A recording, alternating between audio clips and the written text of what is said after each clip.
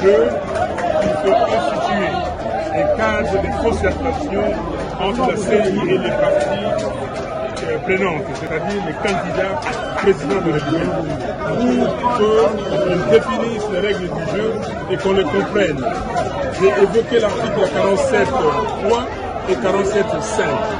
J'ai dit au président de la CENI, ma présence ici, ma candidature, c'est pour continuer le combat de la vérité des yeux. Donc nous ne savons pas aujourd'hui. Le fichier électoral n'est pas connu. Je lui ai expliqué, je lui ai dit que dans l'opération d'octroi des duplicata, on continue à enrôler les gens. Il m'a demandé de donner des exemples. Je lui ai donné des exemples. Il y a des gens qui sont partis sur 10 personnes. Il y a au moins 6 qui ne retrouvent pas leur nom. On leur fait de nouvelles cartes avec des nouveaux numéros. Il y a des gens qui prennent des duplicata, oui, avec le même numéro. Ceux-là, on trouve leurs données dans la machine, dans les serveurs. Donc il y a un problème sérieux de crédibilité. Donc j'ai dit au président de la CENI, il ne peut pas penser que ce processus lui appartient ou appartient à la CENI seulement. C'est un processus du peuple, c'est un processus des parties prenantes, donc il nous faut qu'il se ravise. Et sinon, ça ne peut pas aller, on ne le laissera pas faire ce que Nanga a fait ou qu'il vienne l'accepter plus tard. On n'acceptera à personne de voler la victoire du peuple. C'est pour cela, je lui ai dit qu'il a fait quelque chose. Il a dit que les résultats seront publiés bureau de vote par bureau de vote. Mais ce n'est pas suffisant, ça c'est dans la loi.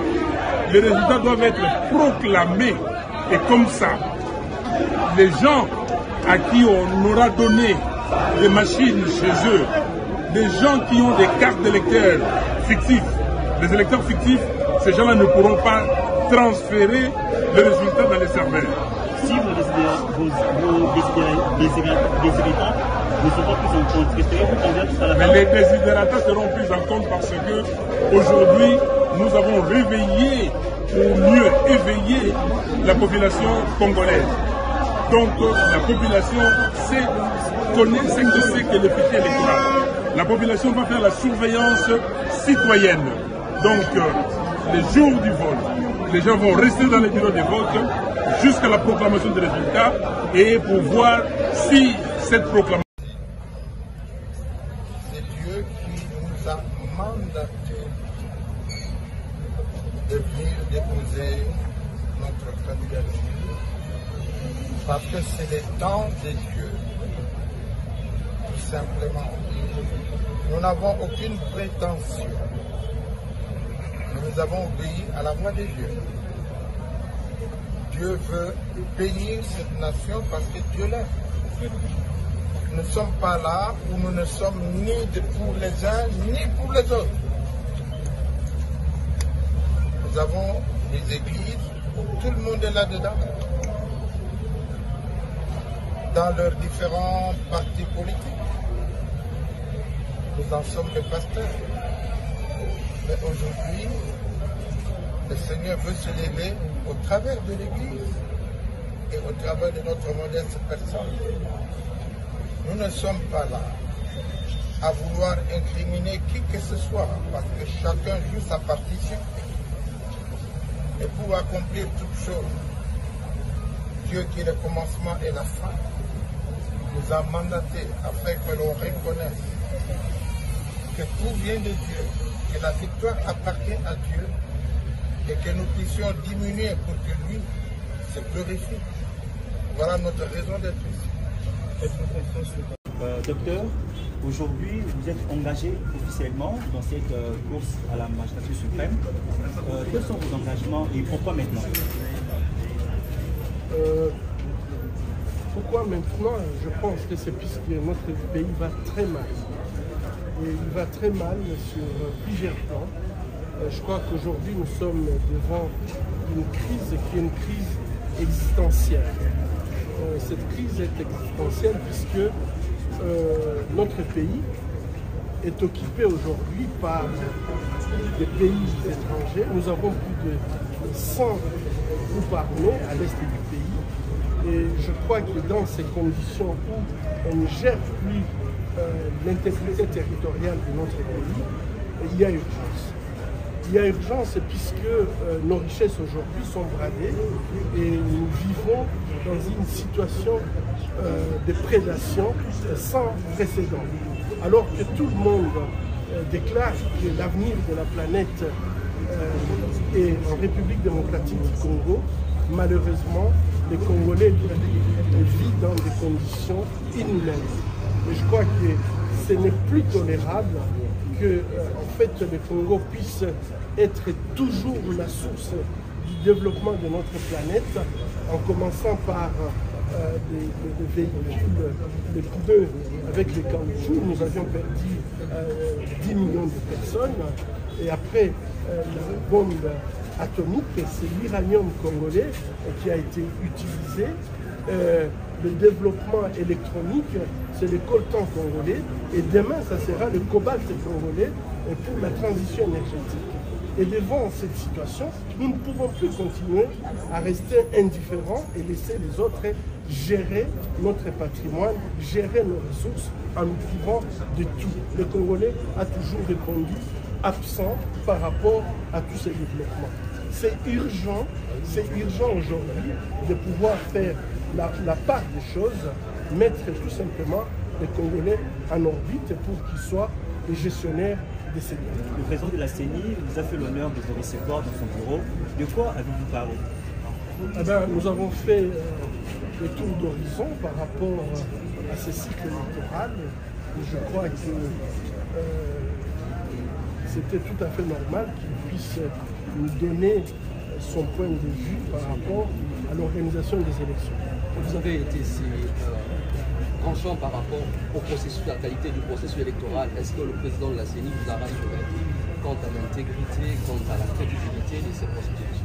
Bon, je pense qu'il est dans la position où il doit donner son point de vue. Mais je crois qu'il appartient aussi à tout citoyen de pouvoir juger de cette qualité. Je crois que la finalité, c'est les résultats qui comptent. Ce que nous attendons, c'est de voir comment ce processus va aboutir. Et si ce sont les meilleurs qui gagnent, on va l'applaudir. Si c'est le contraire, on dira que nous ne sommes pas d'accord. Et je crois que nous, on a décidé de s'engager dans ce processus malgré tout ce qui s'est dit. C'est puisque nous croyons à la capacité du peuple congolais de pouvoir non seulement aller voter, mais aussi à la capacité de défendre son vote. Et donc, si le peuple va défendre son vote, nous disons tout simplement, peuple congolais, si vous n'êtes pas d'accord avec la qualité de ce cycle électoral, indignez-vous, résistez, et nous disons même, si votre vote a été donné, vous avez le droit de faire une révolution démocratique. De redresser notre pays. Ma seule motivation est de relever la dignité de notre peuple. Ceux qui sont attirés par le pouvoir pour le pouvoir sont dans l'union sacrée et soi-disant du bon côté de leur histoire. De leur histoire à eux.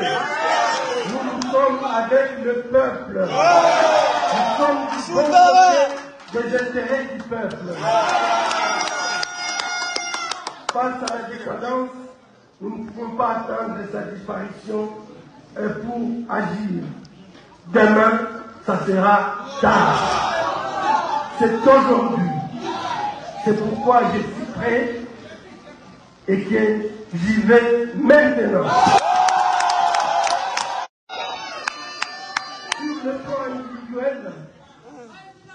Sur le plan individuel, certains m'ont conseillé de ne pas salir ma blouse blanche, immaculée, en allant servir mon peuple dans la politique active, qu'ils appellent aussi la politique sale.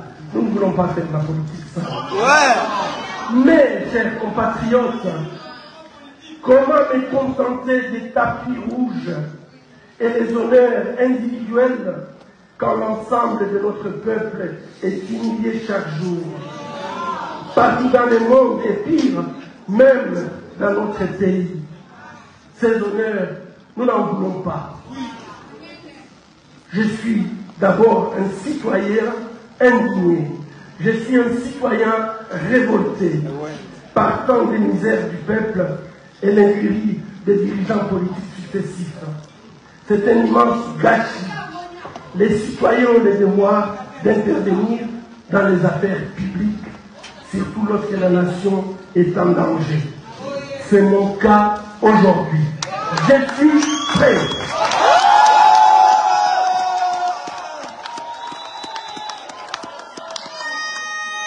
Il faut avoir le courage de renoncer à son confort personnel par patriotisme pour l'intérêt national. Quittons le confort qui nous empêche de penser aux autres, qui nous empêche de regarder nos concitoyens comme nous-mêmes. Celui qui n'a pas le courage de s'indigner et de se révolter quand son compatriote souffre n'a pas le droit de se plaindre, a dit Martin Luther King Jr. Ouais. Après,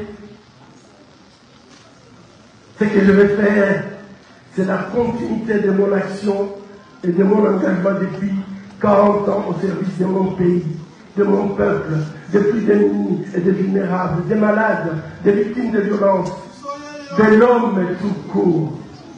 J'ai toujours mis l'homme au centre de mon combat et de mon action. Et je vais continuer avec vous pour que l'homme ait occupation. Je suis prêt.